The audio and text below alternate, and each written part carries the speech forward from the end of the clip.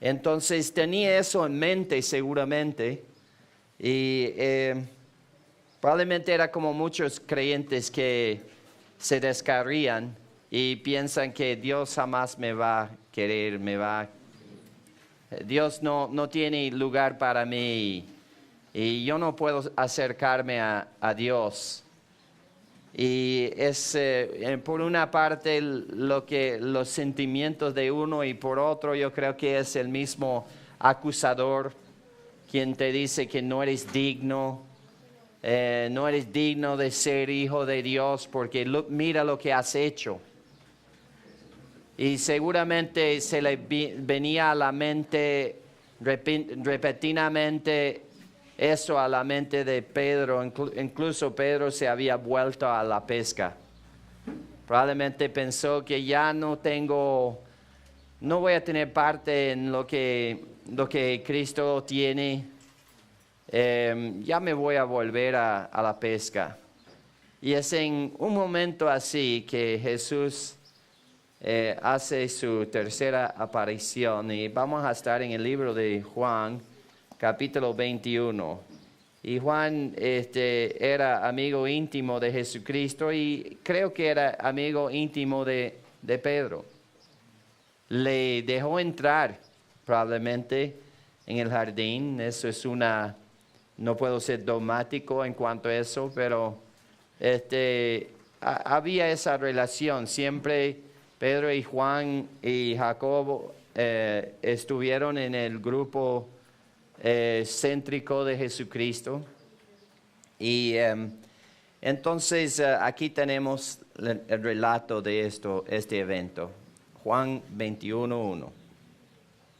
Después de esto, Jesús se manifestó otra vez a sus discípulos junto al mar de Tiberias y se manifestó de esta manera. Entonces Jesucristo aparece al lado del mar. Los discípulos habían pasado la noche en el barquito, no eran barcos grandes, en el barco de Pedro durante la noche. Estuvieron pescando, pero sin mucho éxito, versículo 2-4. Estaban juntos Simón Pedro, Tomás llamado el Dídimo, Natanael, el de Caná de Galilea, los hijos de Zebedeo y otros dos de sus discípulos. Simón Pedro les dijo: voy a pescar. Ellos le dijeron: vamos nosotros también contigo. Fueron y entraron en una barca, y aquella noche no pescaron nada. Cuando ya iba amaneciendo, se presentó Jesús en la playa, mas los discípulos no sabían que era Jesús. Entonces simplemente vieron a un señor ahí en la playa cocinando, tenía un fuego prendido ahí. No lo reconocieron desde lejos y habían pescado durante toda la noche sin pescar nada. He pasado noches así. Una vez trabajaba en un bote donde pescábamos champiñones y era duro a veces. Uno pasaba horas y horas sin sacar nada. ¿Cómo se llama? Camarones, perdón, camarones. Entonces pasamos toda la... bueno, algún pescadito por ahí. Y pasamos toda la noche tratando de sacar esos animalitos sin hacer nada y era difícil. Y otros días, en un par de horas, llenábamos los envases con los camarones, para no decirlo mal otra vez. 5 y 6. Y les dijo: hijitos, ¿tenéis algo que comer? Le respondieron: no. Él les dijo: echad la red a la derecha de la barca y hallaréis. Entonces la echaron y no la podían sacar por la gran cantidad de peces. A pesar de que no reconocieron a Jesús, obedecieron su mandato y milagrosamente agarraron una gran cantidad de peces. 7 y 8. Entonces aquel discípulo a quien Jesús amaba dijo a Pedro: «Es el Señor». Simón Pedro, cuando oyó que era el Señor, se ciñó la ropa porque se había despojado de ella y se echó al mar. Y los otros discípulos vinieron con la barca, arrastrando la red de peces, pues no distaban de tierra sino como 200 codos. Entonces estaban lejitos en el agua. Cuando vieron que era Jesús, Pedro se vistió. Generalmente uno quita la ropa para nadar, pero él se puso la ropa para nadar. Y era porque pescaban a veces sin quitaron el manto de afuera y todo. Ahora, es interesante como dice ahí que Jesús tenía a un discípulo especial, ¿verdad? Pero ¿quién escribió lo que dijo ahí? Juan mismo. Entonces, ¿cómo piensas tú en cuanto a tu relación con Dios? ¿Piensas que eres tú el discípulo que Cristo ama? ¿O piensas que tiene esa tendencia a pensar que eres discípulo de segunda categoría? ¿Qué tipo de relación tienes? ¿Intimidad o timidez? Espero que tengan esa intimidad con Dios y para que pueda decir que, bueno, yo soy el discípulo quien Jesús ama. Porque nos ama a todos por igual. Romanos capítulo 1, versículo 6, hermano.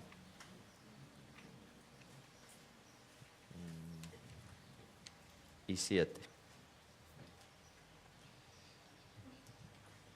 Entre las cuales estáis también vosotros, llamados a ser de Jesucristo, a todos los que estáis en Roma, amados de Dios, llamados a ser santos. Gracia y paz a vosotros, de Dios nuestro Padre y del Señor Jesucristo. A todos los que estáis en Roma, amados de Dios, llamados a ser santos. Todos. No dijo que, bueno, solamente los super espirituales pueden considerarse los amados, sino que dice a todos los creyentes en Roma, todos ustedes son los amados de Dios. Tremendo, ¿verdad? Juan 21:9. Al descender a tierra vieron brasas puestas y un pez encima de ellas y pan. Jesús ya había pescado sacado un pez y ya lo tenía en el fuego. Jesús usó estas palabras para preparar al lector en la restauración de Pedro al servicio. Vamos a leer Juan 18:18.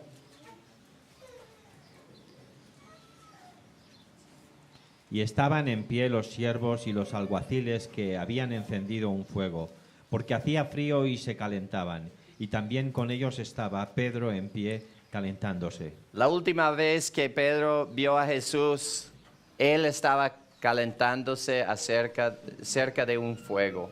Otra vez Cristo tiene un fuego ahí, ya está mojado Pedro de su natación y él otra vez está en la misma posición. Interesante, ¿no? Pedro estaba dispuesto a servir, 10-11. Jesús les dijo: traed de los peces que acabáis de pescar. Subió Simón Pedro y sacó la red a tierra, llena de grandes peces, 153, y aun siendo tantos, la red no se rompió. Hasta la cantidad de peces la Biblia anota aquí. Interesante, 153. Tienen que descubrir el significado de eso, porque yo no lo he descubierto todavía. 12 y 13. Les dijo Jesús: venid, comed. Y ninguno de los discípulos se atrevía a preguntarle: ¿tú quién eres?, sabiendo que era el Señor. Vino pues Jesús y tomó el pan y les dio, y asimismo del pescado. Entonces Jesús les invitó con una palabra: venid, venid y comer. La palabra venid con la palabra venid el Señor invitó a los discípulos a desayunar, pero le hace recordar el llamado de Jesucristo de venir a todos los discípulos. Quizás usó eso para hacerles recordar esa voz que les llamó al servicio en primer lugar. Ya se habían ido cada uno por su lado, ya estaban reunidos otra vez, pero sin propósito. Estaban pescando. No tenían un rumbo, un blanco hacia que iban, a dónde iban. Aunque había dado ya probablemente o posiblemente en las otras conversaciones su comisión. Van a ser mis testigos. Van a llevar las buenas nuevas al mundo. Pero todavía les faltaba algo. Y era el Espíritu Santo. No tenían todavía el Espíritu Santo, que es el poder para el ministerio. Nosotros tenemos que entender que sin el poder, la ayuda, el Espíritu Santo para fortalecernos, no podemos hacer el servicio. Cuando le dijeron a Pedro que Jesús era el Mesías por primera vez, era de ir a verlo.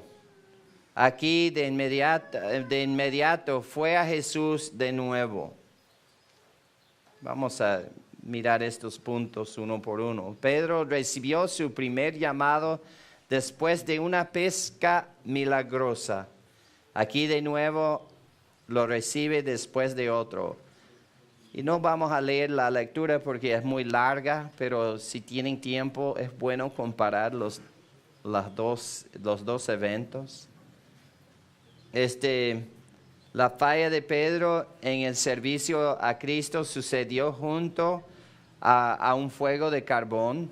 Aquí la restauración de Pedro fue junto a un fuego.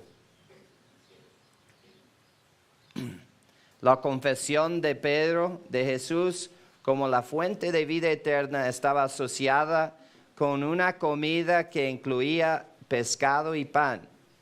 Aquí él estaba en la presencia del Cristo resucitado, comiendo pescado y pan. Vamos a leer eso, Juan 6:68, hermano. Le respondió Simón Pedro: Señor, ¿a quién iremos? Tú tienes palabras de vida eterna. Dijo a Jesús: tú tienes palabras de vida eterna. Y Jesucristo había resucitado, dueño de vida eterna. Y ahí estaba en presencia de él otra vez. Conclusión: comer una comida es un símbolo de comunión. Esta comida pública y comisionada por el Señor sirvió como la restauración pública de Pedro al compañerismo y servicio. Le estaba invitando otra vez a su servicio, a tener comunión con él. Juan 21:15, hermano. Cuando hubieron comido, Jesús dijo a Simón Pedro: Simón, hijo de Jonás, ¿me amas más que a estos? Le respondió: Sí, Señor, tú sabes que te amo. Él le dijo: apacienta mis corderos. Entonces habían comido. Quizás Simón Pedro tenía todavía los huesos del pescado en su plato. Y Jesús dijo: ¿me amas más que estos? La Biblia no indica a qué señalaba Jesús. Podría haber sido el pescado. Su vida era de la pesca, ¿verdad? Podría haber estado apuntando hacia la red y los 53 pescados grandes ahí. O podría haber estado señalando a los discípulos alrededor de él. No sabemos, pero ambas posibilidades nos hacen pensar. ¿Será que estaba preguntándole a Pedro: ¿me amas más que tu vocación de vida? ¿Me amas, Pedro, más que estos otros hermanos que están alrededor de ti? ¿Cómo está tu amor para conmigo, Pedro? Y nosotros yo creo que debemos de reflexionar a veces para ver dónde está puesto nuestro amor. Si tendría que decir a alguien, a veces decimos a nuestra esposa, tú eres mi vida, ¿no? Pero ¿qué en realidad es tu vida? ¿Qué en realidad es tu vida? Vamos a Filipenses capítulo 1.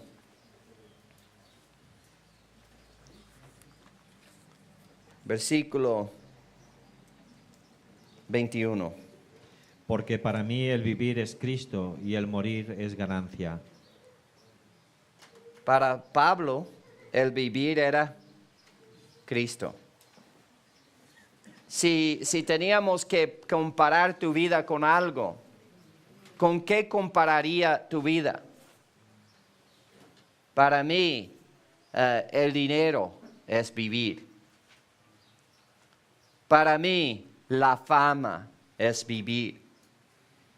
Para mí, las posesiones es vivir. ¿Qué es para ti la vida?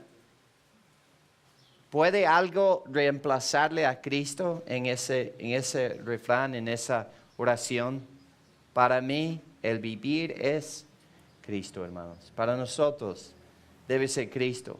Pablo está, aquí está Jesús con Pedro,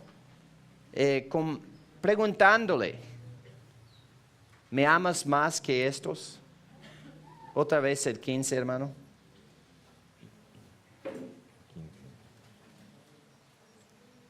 Cuando hubieron comido, Jesús dijo a Simón Pedro, Simón, hijo de Jonás, ¿me amas más que estos? Le respondió, sí, Señor, tú sabes que te amo. Él le dijo, apacienta mis corderos. Ok, vamos a tener que, este es un versículo largo, entonces vamos a tener que tomarlo por etapas. Jesús le preguntó a Pedro, ¿me amas que estos? La palabra amor que usó Jesús, agapao, significa un amor que es incondicional. La palabra agape es una palabra inventada por el cristianismo. Era una palabra griega, pero nunca tenía el significado que llegó a tener después de que Cristo viniera al mundo. El amor agape es un amor diferente que el amor fileo. El agape es un amor cuando tú decides amar a otro, aun si lo merece o no lo merece. Es la decisión que tú tomas de amar a otro. Fileo es el amor fraternal. Yo le quiero al hermano porque es buena gente, quiero pasar tiempo con él. Yo le amo a mi esposa porque ella es preciosa para mí. Ese es un amor humano. El amor agape se usó en la Biblia para describir el amor divino. Un amor que decide amar a otro, sea que lo merece o no lo merece. Y entonces aquí Jesús le dice, Pedro, ¿has tomado la decisión de amarme a mí más que estos? Y Pedro responde con otra palabra para amor, que es la palabra que conlleva intimidad, fraternidad, fileo. Y vamos a ver esto. Pedro responde con te amo, fileo, que es un amor fraternal, intenso y íntimo. Él quería decirle a Jesús, te amo como amigo porque eres precioso para mí. Y yo tengo sentimientos hacia ti. Pero el amor agapeo es un amor que no tiene que tener ningún sentimiento. Incluso llega el momento en todo matrimonio donde cuando el marido tiene que decidir de amar con el amor agapeo, porque a veces hay pleitos, ¿verdad? A veces esa princesa llega a ser bruja, ¿verdad? Y tienes que decidir de amarla. No es porque es amable, no es porque en ese momento es preciosa. Tienes que decidir amarla. Y ese es el amor que Cristo le pidió a Pedro. Pedro, has tomado la decisión de amarme, no importando las circunstancias. Y ese es amor bíblico. Juan 21:15. Jesús respondió con un presente imperativo. Le dice, bueno, entonces ya que me amas, apacienta mis corderos. Bosco es la palabra en griego para apacentar. El Señor quería que Pedro enseñara al rebaño de Dios. Primero de Pedro 5:1-4. Ruego a los ancianos que están entre vosotros, yo anciano también con ellos y testigo de los padecimientos de Cristo, que soy también participante de la gloria que será revelada. Apacentad la grey de Dios que está entre vosotros, cuidando de ella, no por fuerza, sino voluntariamente, no por ganancia deshonesta, sino con ánimo pronto, no como teniendo señorío sobre los que están a vuestro cuidado, sino siendo ejemplo de la grey. Y cuando aparezca el príncipe de los pastores, vosotros recibiréis la corona incorruptible de gloria. Amén. Vamos una vez más al capítulo 21 de Juan, al versículo 16, para una vez más escuchar al Señor usar la palabra agapao, en su pregunta a Pedro. Pedro responde una vez más con fileo. Volvió a decirle la segunda vez, Simón, hijo de Jonás, ¿me amas? Pedro le respondió, sí, Señor, tú sabes que te amo. Le dijo, pastorea mis ovejas. Entonces la misma forma otra vez. Pedro, ¿me tienes ese amor que por decisión me vas a amar por su decisión de amarme? Y él dijo, Señor, te voy a amar fraternalmente, con amor fraternal. El verbo pastorea, dice, poimano, significa pastorear o guiar. Jesús lo utilizó para enfatizar la necesidad de guiar al rebaño de Dios a la verdad por medio de las enseñanzas tanto de los creyentes jóvenes como de los que están maduros en la fe. Quiero que apacientas, pastoreas todo mi rebaño, sean maduros, sean inmaduros. Y él hubiera dicho esto también a todos sus discípulos, pero estaba en un momento restaurando a uno que había caído fuera del servicio del Señor. Jesús ordenó a Pedro que demostrara su amor para con él por la enseñanza de las verdades fundamentales que establecerían al rebaño. Juan 14:15 y 15:10. Si me amáis, guardad mis mandamientos. Si guardareis mis mandamientos, permaneceréis en mi amor, así como yo he guardado los mandamientos de mi Padre y permanezco en su amor. Entonces, para frustrarle a Pedro, o quizás por otra razón que vamos a descubrir aquí, le hace la misma pregunta por tercera vez. Versículo 17. Le dijo la tercera vez: Simón, hijo de Jonás, ¿me amas? Pedro se entristeció de que le dijese la tercera vez: ¿me amas? Y le respondió: Señor, tú lo sabes todo, tú sabes que te amo. Jesús le dijo: apacienta mis ovejas.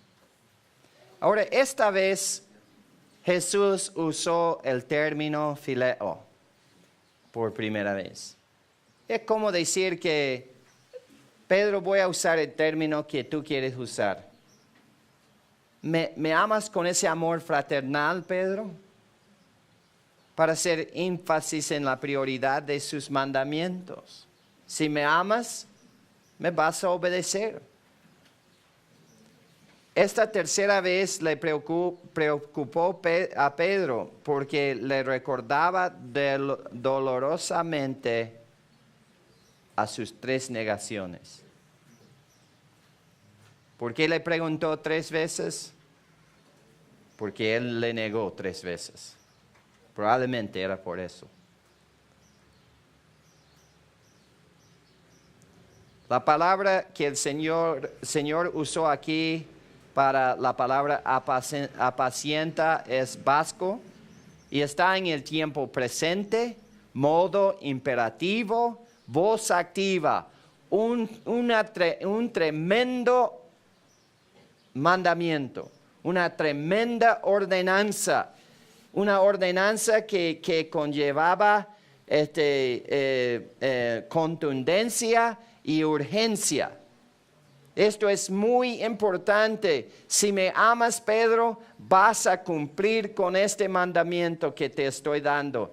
Y hermanos, hoy en día apacientan, hermanos, la red de Dios, el rebaño. Y deben hacerlo con la misma intensidad de la ordenanza que Cristo dio a Pedro. Y no sean esos pastores que pasan su semana viendo televisión y el sábado, ay, tengo que tener un sermón para mañana. Sino que tu vida sea invertida 100% en la obra. Que vivan y toman y respiran la obra de Dios. El tiempo es corto. El rebaño necesita ser pastoreado, hermanos. Que el Señor nos dé esa visión en estos últimos días de discipular, de dejar atrás a esas actividades que no tienen importancia ninguna. Nosotros estamos gastando nuestro tiempo en cosas innecesarias. Nosotros todos somos como el niño que lleva la balde de agua. A los niños pequeños le dan una pequeña balde, ¿verdad? Y si va a regar las matas, él puede solamente cargar una pequeña balde de agua. Y quizás su balde es así grande. Pero hermanos, tenemos que decidir cuáles son las matas que van a vivir y cuáles son las que se van a secar. Porque tienes una sola balde cada día de agua. Y tienes que ir afuera a decidir cuál de las matas van a vivir y cuáles van a morir. Y lo que nosotros tratamos de hacer es con una sola balde de agua vivir todos los árboles del mundo. Y estamos echando una gotita ahí y gotita acá y todo se seca. Hermanos, tenemos que invertir lo poco que tenemos de tiempo, de horas, de vida en lo que cuenta. ¿Y qué dijo Cristo? Edificaré mi iglesia. No dijo alimentaré al mundo con comida. No dijo que voy a comprar para todo el mundo libros para que aprendan a leer. Nosotros como iglesia tenemos muy pocos recursos. Deben ser invertidos en lo que cuenta, hermanos. En lo que cuenta. Muchas veces mandamos dinero a misioneros porque así se tiene que hacer. Aseguran de que el misionero que está apoyando esté predicando el evangelio. Aseguran de que está de buena doctrina. aseguran que ese no está ahí como muchos misioneros, y puedo hablar de testimonio de primera mano, están viviendo nomás. Viviendo nomás. Nosotros tenemos que utilizar lo que el Señor nos ha dado para apacentar su grey, su rebaño. Entonces que el Señor nos dé esa visión y que nosotros oigamos la intensidad que tuvo Jesús aquí cuando habló con su discípulo Pedro en presencia de los demás. Hizo énfasis en una buena e inmediata disposición para comunicar con cuidado la verdad del Señor de apacentar a su rebaño. Versículos 18 y 19. De cierto te digo, cuando eras más joven te ceñías e ibas a donde querías, mas cuando ya seas viejo extenderás tus manos y te ceñirá otro, y te llevará a donde no quieras. Ahora, esto refería a la clase de muerte que Pedro iba a morir. La Biblia no hace récord de la muerte de Pedro, pero sabemos de la historia que fue crucificado. Pero él negó ser crucificado así, con la cabeza para arriba, y ordenó que le crucificaron con la cabeza para abajo, porque no merecía ni morir como su Señor. Él se aprendió y lo llevaron de la mano a un lugar donde no quería ir. A nadie le gustaría morir de esa forma, hermanos. Nosotros pensamos que era, bueno, sí, yo lo vi en películas. Sí, hermanos, es una muerte tan cruel, tan difícil de soportar, que es increíble que lo hicieran. Pero le mataron a Jesús de esa forma. Mataron a Pedro de esa forma. Pedro murió crucificado boca abajo en Roma, pero solo después de haber aprendido a seguir a Cristo. Sígueme. Aculuteo es en el tiempo presente, voz activa, modo imperativo. Ahorita, desde ahorita, deja estas redes, deja el bote, deja la pesca, ven en pos de mí, apacienta el rebaño de Dios, le decía. Cristo ordenó a Pedro seguirlo seriamente e inmediatamente, adhiriéndose a sus enseñanzas. 20 y 21. Volviéndose Pedro, vio que le seguía el discípulo a quien amaba Jesús, el mismo que en la cena se había recostado al lado de él y le había dicho: Señor, ¿quién es el que te ha de entregar? Cuando Pedro lo vio, dijo a Jesús: Señor, ¿y qué de éste? Jesús le dijo: Si quiero que él quede hasta que yo venga, ¿qué de ti? Sígueme tú. En un intento de quitar la atención de sí mismo, Pedro preguntó acerca de Juan, pero el Señor le dijo a Pedro que se hiciera cargo de su propia vida espiritual y no se preocupara por la de Juan. Una lección importante, una lección que quizás debemos nosotros de aprender, que no somos dueños de nuestros hermanos. Ellos tienen que reportar directamente a Dios, tal como nosotros hacemos reportes directos a Dios. 23, hermano. Este dicho se extendió entonces entre los hermanos, que aquel discípulo no moriría. Pero Jesús no le dijo que no moriría, sino: si quiero que él quede hasta que yo venga, ¿qué de ti? Entonces no era una promesa que iba a vivir hasta que Cristo viniera, solamente que no te importa, Pedro, no te importa esta información. Juan fue el último apóstol en morir Murió poco después del año 95, 96 después de Cristo. Después de haber escrito el libro de Apocalipsis, su Evangelio y las 3 epístolas. Versículo 24, hermano. Este es el discípulo que da testimonio de estas cosas y escribió estas cosas, y sabemos que su testimonio es verdadero. Juan se identificó como el que da testimonio de estas cosas. Testimonio, martureo, quiere decir testimonio legal. Yo estoy poniendo esto por escrito para que tengan el récord legal de mi testimonio. Entonces, era como si tuviera su mano sobre la Biblia, con su otra mano en el aire, haciendo el juramento. Esta es la verdad, según lo que he visto y he experimentado acerca de Cristo. Versículo 25 para terminar el libro de Juan.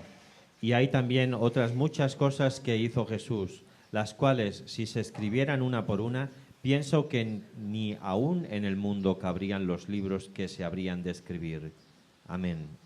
Jesús realizó muchos otros milagros y enseñó con frecuencia. Tenemos solo una mínima historia de la vida de Cristo conservada para nosotros en la infalible palabra de Dios, la cual es suficiente para vivir la vida cristiana fructífera. No tienen que buscar en libros extrabíblicos. Por ejemplo, los libros que fueron escritos en 300 después de Cristo por las sectas que existían, como por ejemplo el Evangelio de Judas o el Evangelio de Tomás. No tenemos que buscar en esos libros para hallar más información acerca de Cristo, porque lo que tenemos ya lo conservó Dios en su palabra y podemos confiar en ella. Reflexiones sobre las enseñanzas del redil. Las ovejas pertenecen al Señor, pero por lo tanto en su palabra, el Señor establece una estructura de autoridad para las ovejas.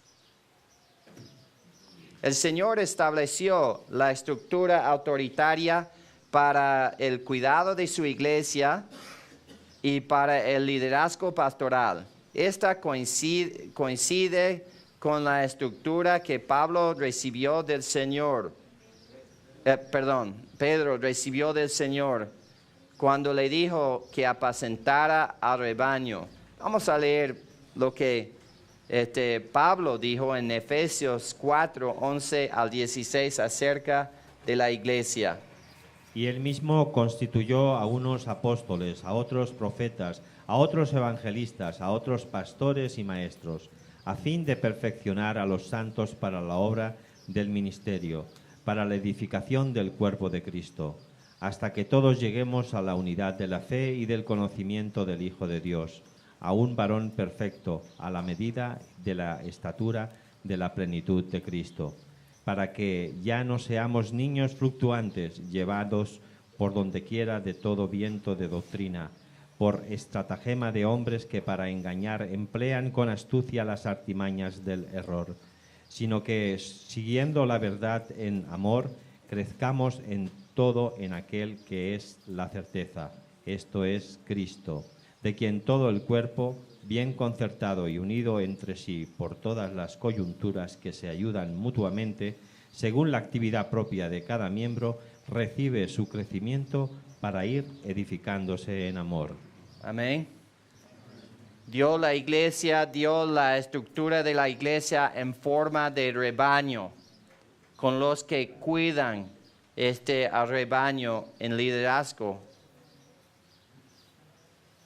Pedro entendió que el crecimiento espiritual de la iglesia dependía de alimentación con la palabra de Dios. Primero de Pedro 2:2 y luego segundo de Pedro 3:18. Desechando pues toda malicia, todo engaño, hipocresía, envidias y todas las detracciones. Desead como niños recién nacidos la leche espiritual no adulterada, para que por ella crezcáis para salvación. Amén. Y segundo de Pedro 3:18, el último versículo. 17 y 18, hermano. Así que vosotros, oh amados, sabiéndolo de antemano, guardaos, no sea que, arrastrados por el error de los inicuos, caigáis en vuestra firmeza. Antes bien, creced en la gracia y el conocimiento de nuestro Señor y Salvador Jesucristo. A Él sea la gloria ahora y hasta el día de la eternidad. Amén. Yo creo que Pedro tomó en serio lo que Jesús le ordenó hacer. ¿Qué les parece? Él sí cuidaba el rebaño de Dios durante los años de su vida. Y tenemos la historia en sus epístolas y posiblemente por medio del libro de Marcos. El pensamiento bíblico en todos los ámbitos de la vida proviene de una dieta constante de la carne de la palabra de Dios. El creyente tiene que saber lo que la Biblia dice para poder llevar cautivo todo pensamiento a la obediencia a Cristo. No solamente pensamientos nuestros, sino todo pensamiento, porque van a salir pensamientos de otros. Tenemos que llevarlos cautivos. Se necesita alimento sólido para poder discernir entre el bien y el mal. Vamos a leer 2 Corintios 10:5. Derribando argumentos y toda altivez que se levanta contra el conocimiento de Dios, y llevando cautivo todo pensamiento a la obediencia de Cristo. Ahora nosotros pensamos en ese versículo de ser, ¿qué dice ahí, hermano, en 2 Corintios 10:5? Pensamos que esto está refiriéndose a lo que pasa en nuestro corazón, en nuestra mente. Pero vamos a leer un poco más, comenzando en el versículo 4 hasta el 6 de 2 Corintios 10. Porque las armas de nuestra milicia no son carnales, sino poderosas en Dios para la destrucción de fortalezas, derribando argumentos y toda altivez que se levanta contra el conocimiento de Dios, y llevando cautivo todo pensamiento a la obediencia de Cristo, y estando prontos para castigar toda desobediencia, cuando vuestra obediencia sea perfecta. Está hablando en el contexto de los que vienen con pensamientos falsos, que nosotros tenemos armas para defendernos contra esas falsedades, y esa parte de ser apacentado por la palabra de Dios. Nuestra adoración espiritual está conectada a la transformación de nuestros pensamientos por la palabra de Dios y el Espíritu Santo. Vamos a leer Efesios 5:18, por favor.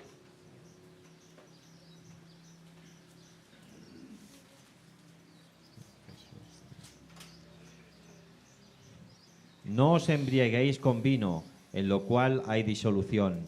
Antes bien, sed llenos del Espíritu. Dios quiere que nosotros seamos llenos del Espíritu Santo. ¿Qué le está llenando hoy? Pensamientos del partido que vendrá, otra cosa, alguna persona en particular. ¿O será que está lleno del Espíritu Santo? Espero que sea del Espíritu Santo. El pastor que ama a Dios demostrará su amor por enseñar fielmente la palabra de Dios a sus ovejas. Vamos a leer 2 Timoteo 4, 1 al 5. Aquí está Pablo hablando con Timoteo, uno de sus co-pastores, hermano. Te encarezco delante de Dios y del Señor Jesucristo, que juzgará a los vivos y a los muertos en su manifestación y en su reino, que prediques la palabra, que instes a tiempo y fuera de tiempo.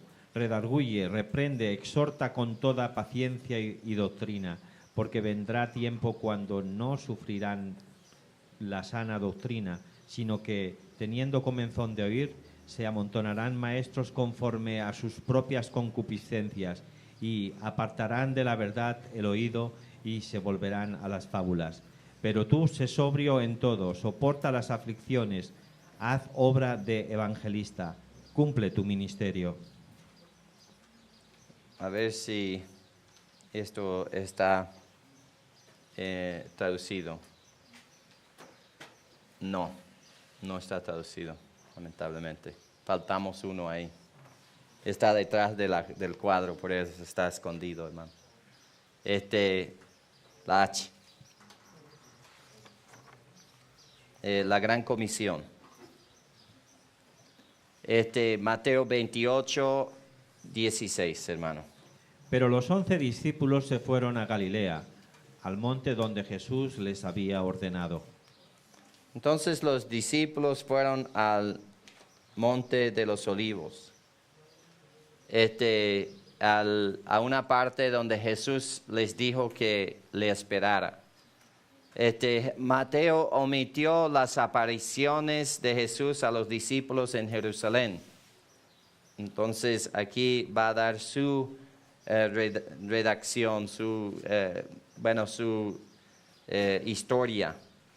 Como las escrituras dicen que algunos dudaban, probablemente más que solamente los 11 discípulos estaban presentes, el 17, hermano.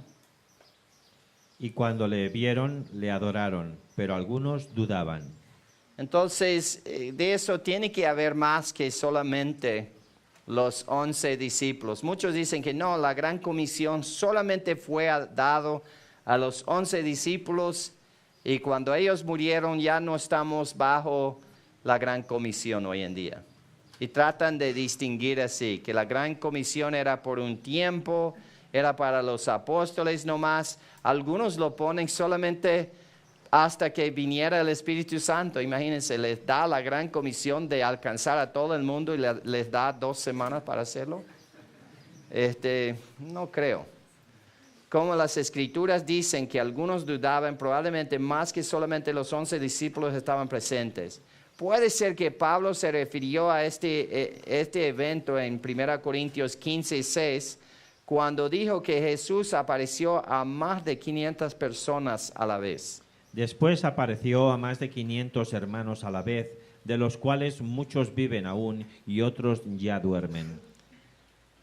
Dios el Padre le dio autoridad a Jesucristo, un hecho enfatizado a lo largo del Evangelio de Mateo, versículo 18, hermano. Y Jesús se acercó y les habló diciendo: Toda potestad me es dada en el cielo y en la tierra.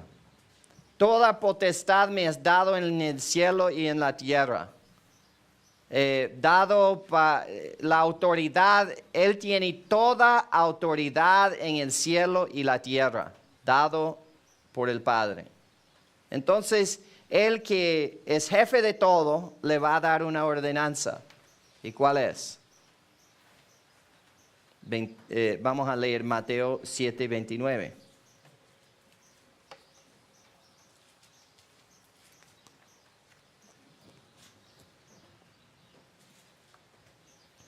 Porque les enseñaba como quien tiene autoridad y no como los escribas. En su vida tenía autoridad en sus enseñanzas, no solo en sus enseñanzas, sino también en sus sanaciones. Mateo, no vamos a leerlo, hermanos, porque es largo. Mateo 8, 1 a 13. Pero sus sanaciones mostraba que tenía autoridad y dijo que tenía autoridad. También en Mateo 8 vemos que tenía autoridad del Padre manifestada por echar fuera los demonios. Jesús tenía autoridad manifestada en sus enseñanzas, sus sanaciones y en el hecho de echar fuera demonios. Ahora, volviendo otra vez a la gran comisión, Mateo 28, 19. Por tanto, id y haced discípulos a todas las naciones, bautizándolos en el nombre del Padre, y del Hijo, y del Espíritu Santo. ¿Por qué comenzó ese versículo con las palabras por tanto? porque les acaba de decir que yo tengo la máxima autoridad en el cielo, en la tierra y en la tierra. Por tanto, id, vayan. Y si el que tiene más autoridad que cualquier otro, es de obedecerlo, ¿verdad? El mandato principal en esta comisión matheteuo está en el imperativo auristo, que significa causarle a alguien ser un seguidor. Causen que otros sean seguidores. Esto establece la prioridad de la gran comisión. Pero ¿qué tipo de seguidor? Un seguidor que aprende de ti y anda a ser más seguidores, que aprenden de ellos y que andan a ser más seguidores, que aprenden de ellos, quienes andan a ser más seguidores, quienes aprenden de ellos, quienes van a ser más seguidores, quienes aprenden de ellos, y así va. Esa es la ordenanza hallada en esta escritura. No es andan a ser seguidores y ya. Es hacerles discípulos a ellos. Y un discípulo llega a ser un apóstol, en el sentido de ser enviado. Y eso, con ese motivo que trabajamos para entrenar a otros, enseñar a otros para que ellos vayan a hacer lo mismo. Y el problema de hoy en día puede ser ese. Porque las pilas mías están cargadas, hermano.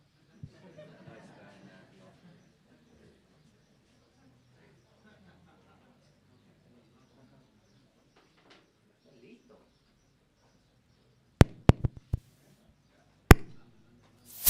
Amén. 1, 2, 3. Hay que prender. No, ok, ya, perfecto. Muy bien. Entonces la prioridad es ir a hacer lo mismo. Y nosotros hemos fallado tremendamente como creyentes, como iglesia, en este asunto de hacer discípulos que hacen más discípulos. Y de sus discípulos, ellos hacen más discípulos. Nosotros estamos aquí hoy porque algunos captaron la idea. Pero lamentablemente hemos fallado en esto mucho. Y nosotros pensamos con tal que yo sea fuerte, un buen discípulo. Y pensamos que ser un buen discípulo es ser una persona madura y espiritual. No, un discípulo es un hacedor de discípulos, es lo que está diciendo. Incluso esta es la palabra discípulo hecho en verbo. Entonces hagan discípulos. Por eso la traducción al español es ir a ser discípulos. No solamente ir discipulando.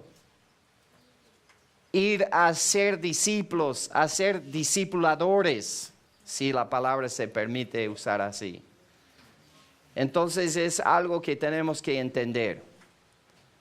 La gramática usa 3 participios o gerundios, literalmente puede decir yendo, bautizando y enseñando, que identifican el modo por lo cual se cumple el mandamiento de hacer discípulos.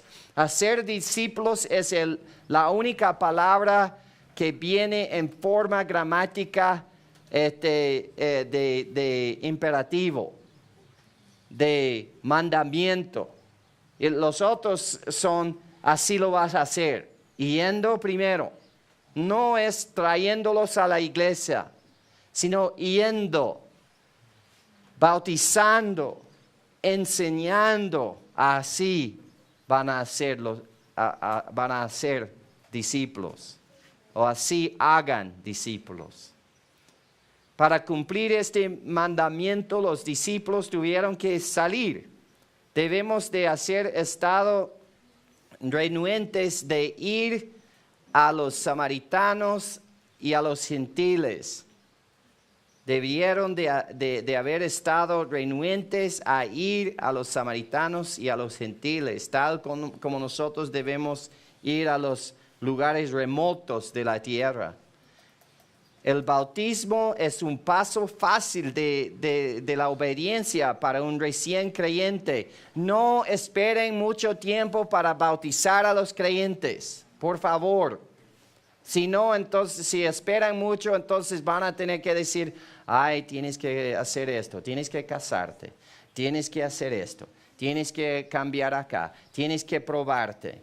¿Qué tanto tiempo pasaron en el Nuevo Testamento para ser bautizados? A veces ahí al instante, porque ellos entendían en aquel tiempo que el bautismo no tenía parte en su salvación. Claro que hay que aclararles, pero se puede enseñarles a decir que le vamos a bautizar, pero el bautismo no te salva. Cristo es el quien te salvó porque Él lo hizo por medio de su muerte por tus pecados y resurrección. Y si duramos tiempo, ahí es donde comienzan los hermanos a juzgar, a decir que no, Él no es digno. Es digno si ha creído, hermanos. Eso es el requisito bíblico. ¿Qué dijo Felipe al eunuco? Le dijo, si crees con todo tu corazón, bien pueda. Si has creído, vamos al agua. Y nosotros debemos utilizar lo que la Biblia enseña en lugar de lo que las tradiciones que tenemos dicen. Versículo 20, hermano. Enseñándoles que guarden todas las cosas que os he mandado. Y aquí yo estoy con vosotros todos los días hasta el fin del mundo. Amén.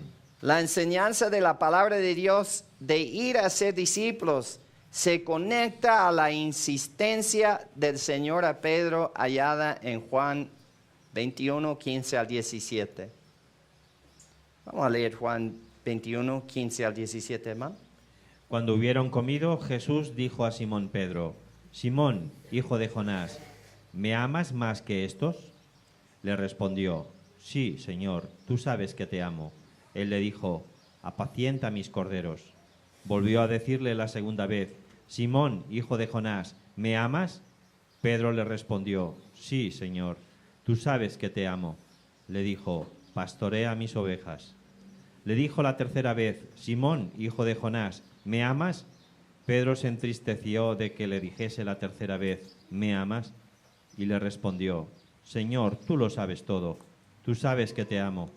Jesús le dijo, apacienta mis ovejas. Simón, hijo de Jonás. ¿Por qué le tenía que decir hijo de Jonás? Quizás tenía un doble sentido ahí, ¿verdad? Tú has estado actuando como Jonás, Pedro, aunque era el nombre de su padre, pero Mateo 28, 20, hermano. Otra vez. Enseñándoles que guarden todas las cosas que os he mandado. Y he aquí yo estoy con vosotros todos los días hasta el fin del mundo. Amén. Un discípulo no solo entiende la palabra de Dios, sino también por fe obedece a sus ordenanzas, enseñándoles a obedecer todo lo que les he enseñado. Esta última cláusula es una garantía de la presencia permanente del Señor con nosotros. Y esto debe generar la confianza y la valentía necesaria para llevar a cabo su comisión, hermanos. ¿No es cierto? Sabiendo que Jesús está con nosotros, nos da la capacidad de seguir adelante.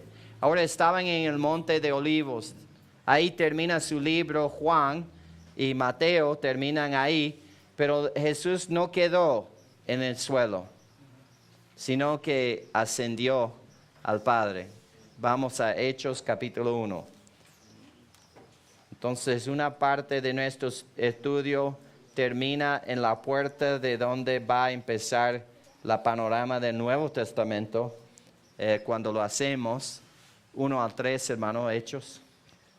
En el primer tratado, oh Teófilo, hablé acerca de todas las cosas que Jesús comenzó a hacer y enseñar, hasta el día en que fue recibido arriba, después de haber dado mandamiento por el Espíritu Santo a a los apóstoles que había escogido, a quienes también después de haber padecido se presentó vivo con muchas pruebas indubitables, apareciéndoseles durante 40 días y hablándoles acerca del reino de Dios. Los Hechos es la segunda carta de Lucas a Teófilo y relata la historia de las operaciones del Espíritu Santo en y a través de la iglesia primitiva.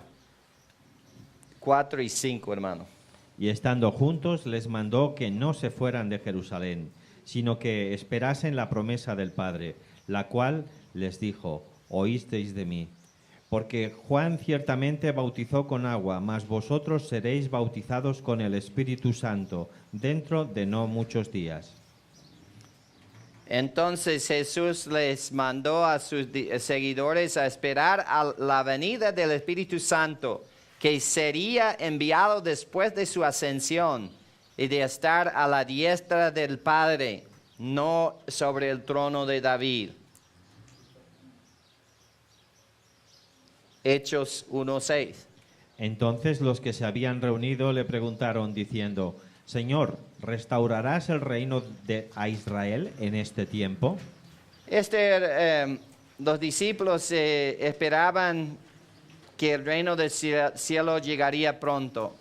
Ahora, si los teólogos que enseñan que Israel ha sido reemplazado por la iglesia, si están correctos, Jesús tenía su oportunidad aquí a decir que de algún reino que vendrá. Ustedes son el reino de Dios. Y yo voy a reinar a través de ustedes. Y no va a haber un reino literal en el futuro. Porque ustedes son el reino de Dios. ¿Dijo Jesús eso? No, simplemente versículo 7 le dijo lo siguiente. Y les dijo: 8. No os toca a vosotros saber los tiempos o las sazones que el Padre puso en su sola potestad, pero recibiréis poder cuando haya venido sobre vosotros el Espíritu Santo, y me seréis testigos en Jerusalén, en toda Judea, en Samaria y hasta lo último de la tierra.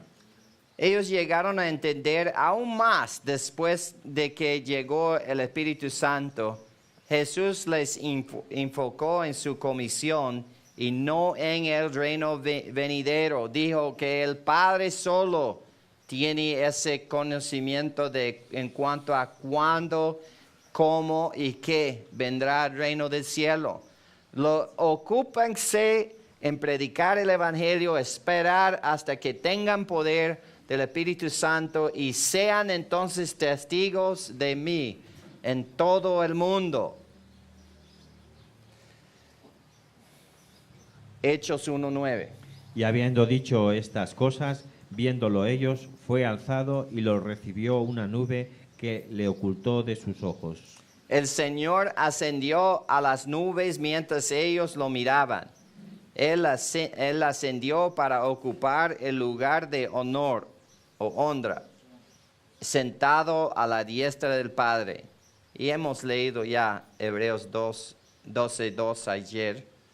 Vamos a refrescar nuestra memoria, 10 y 11 primero. Y estando ellos con los ojos puestos en el cielo, entre tanto que él se iba, he aquí se pusieron junto a ellos dos varones con vestiduras blancas, los cuales también les dijeron: varones Galileos, ¿por qué estáis mirando al cielo? Este mismo Jesús que ha sido tomado de vosotros al cielo, así vendrá como le habéis visto ir al cielo. Entonces los dos ángeles les reprendieron amistosamente, porque el Señor les había dicho que esperaran en Jerusalén hasta que el Espíritu Santo viniera. Los ángeles les animaron con la promesa de la inminente, pública y visible venida de Jesucristo en el segundo advenimiento. Ahora, tenemos a Jesucristo dando su gran comisión a los discípulos. Les dijo: id a ser discípulos de todas las naciones. Juan, Pedro, los demás de los 11 oyeron, y también Pablo oyó la misma comisión en el día que se convirtió, creyó en Cristo en el camino a Damasco. Pablo y ellos enseñaron a hombres fieles y idóneos a enseñar a otros. Entonces enseñaron a Tito, a Timoteo, a Epafrodito. Ellos enseñaron a otros hombres fieles, quienes enseñaron a otros aún así. Y así creció la iglesia primitiva, uno por uno, pasando el bastón del uno al otro, del uno al otro. Gracias a Dios que no se rompió la cadena, porque por fin, aquí estoy yo, aquí eres tú también. Has creído y la cadena llegó a tu puerta y le engancharon a ti con el Evangelio. Y ya eres parte de esta gran cadena que va en muchas direcciones en el mundo. Y alguien invirtió en ustedes, hombres fieles y mujeres fieles, les enseñaron la palabra de Dios. Y ellos fueron enseñados por otros, como por ejemplo Schaeffer, quien enseñó a mucha gente que fueron a establecer iglesias, Scofield, Brooks, Darby, otros que eran hombres fieles a la palabra de Dios. Entonces, ¿qué sucede?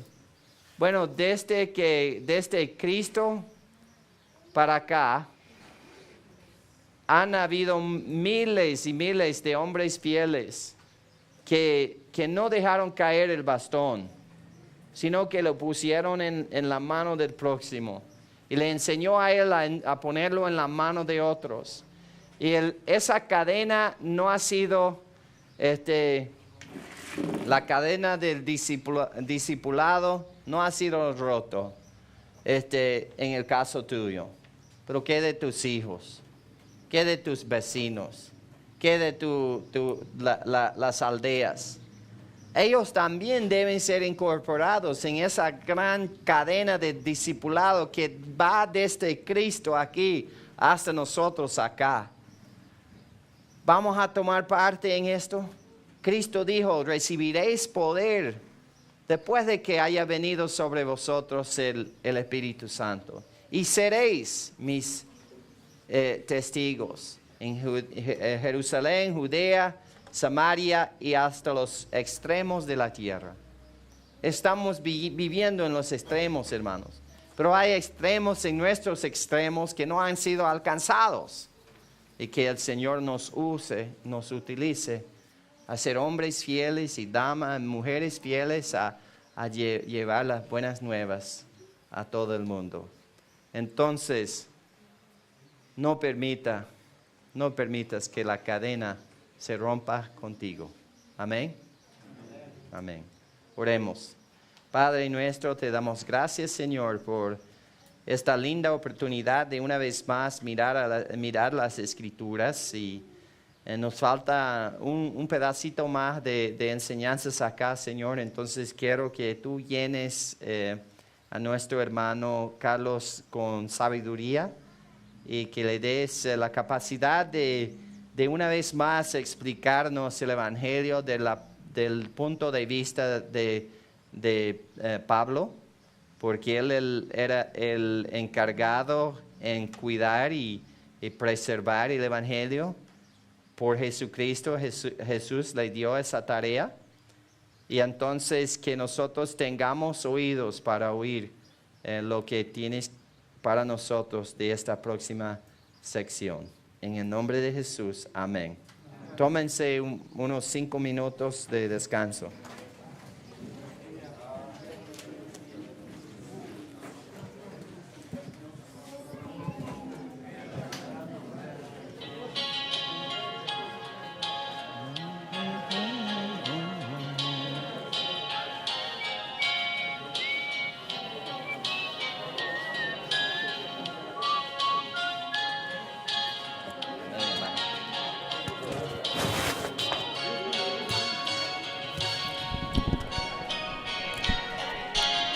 Hermanos,